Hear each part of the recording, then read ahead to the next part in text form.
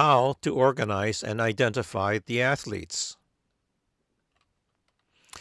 Organizing and identifying the athletes are in two basic categories. One is by jersey number, which you can see, and the next is sports without a jersey number, such as tennis, badminton, golf, and swimming.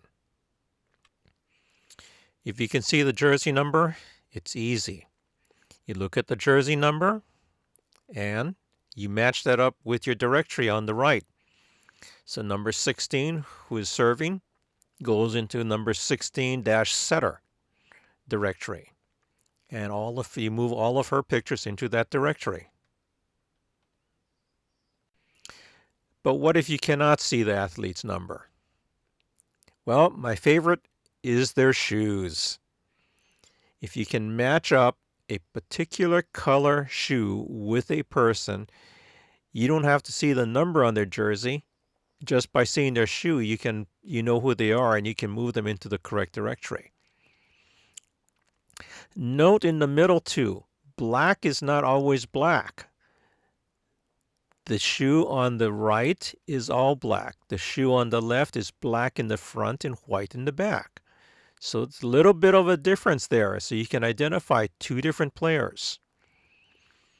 Color is also used on the field. Middle left is soccer. He's got a pink-red shoe. Lacrosse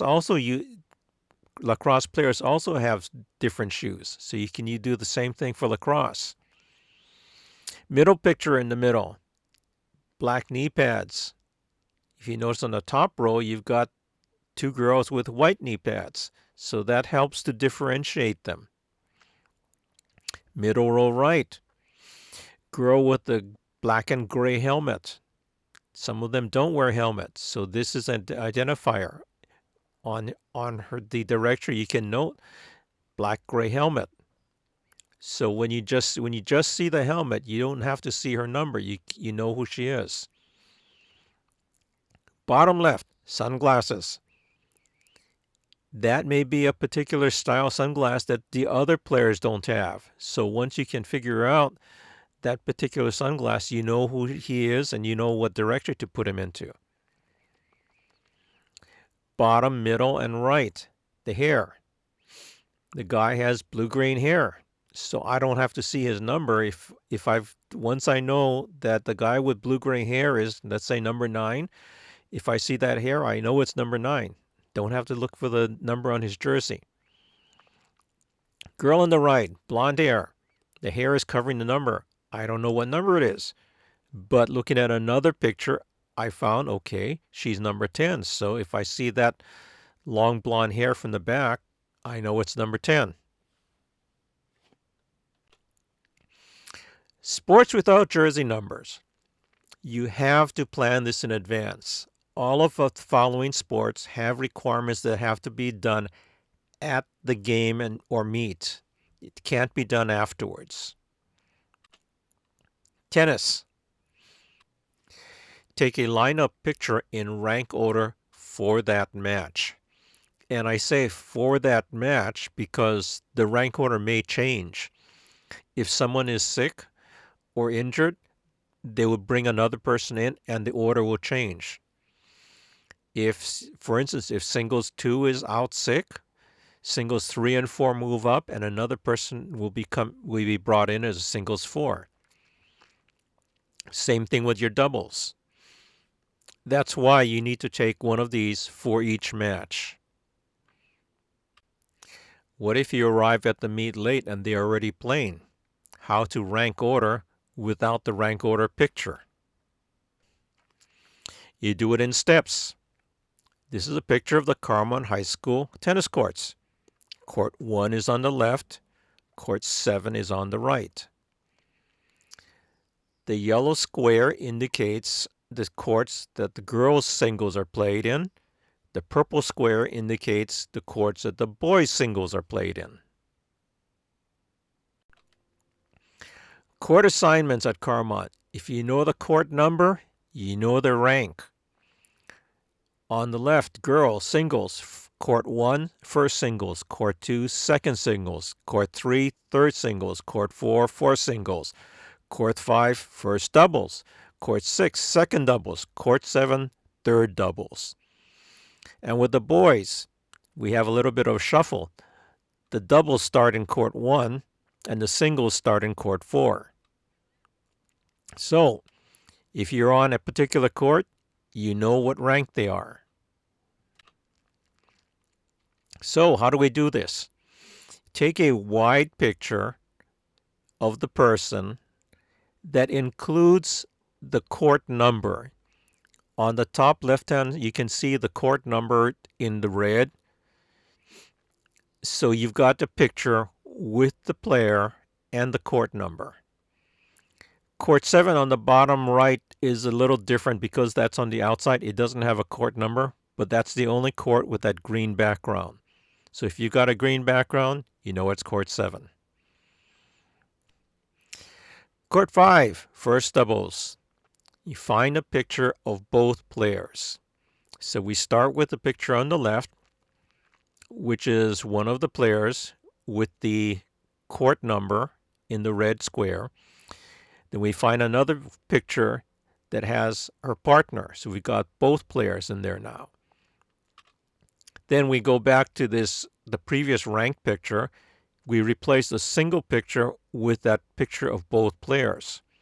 So we've got on the bottom row, instead of the two single girls, now we've got all the pairs. And now you have your rank order picture. How do you organize it in your computer? This is how. S1, red shoes. Remember we talked about shoes and for basketball and in your gym? Same thing with tennis. If you find a person with a unique color shoe like red or turquoise that none of the other players are wearing, easy. If you got a person in your picture, red shoes, okay, S1. Same thing with the hat. Blue hat, S4. Badminton is similar to tennis.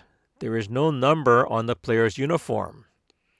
Organization is by court number, and it is played in courts. But unlike tennis, the courts in the gym are not numbered. So it is harder to organize by court number.